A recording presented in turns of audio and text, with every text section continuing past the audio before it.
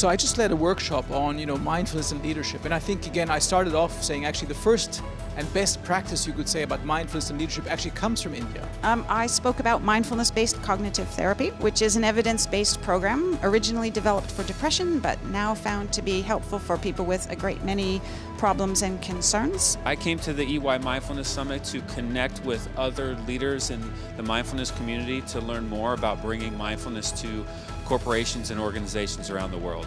It is my first time here in India, and I'm enjoying very much this event here. It's been amazing. It's been an amazing experience for me. I'm learning a lot from everyone, from all the audience. It's spectacular. I'm really, really impressed.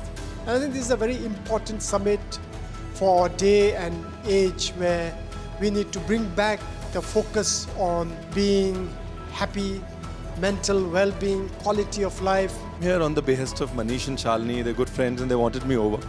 And I came like in life with zero expectations, but it's amazing how one thing leads to another, and I think it's an amazing setup of like-minded people in a like-minded quest for mindfulness. Shalini and Manish invited me to come and speak here, and it's been really wonderful to talk here at the summit. I think this is great work that they are doing, because mindfulness is something that we all have to achieve and move towards. I came to this conference and summit trying to understand what mindfulness is all about.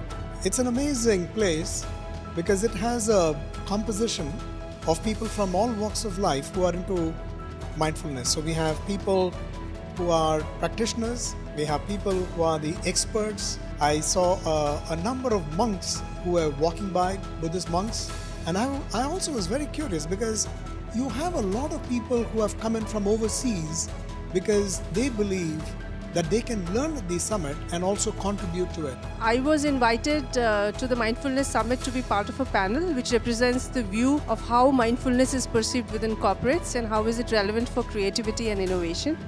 Something which is obviously very close to the work that we do, and I was very grateful for Manish to invite us to partner with him. I'm very happy to be part of this event, Mindfulness India Summit 2019, and it has been a great pleasure for me to be part of this event because it's a great opportunity to meet scholars, researchers and speakers about mindfulness.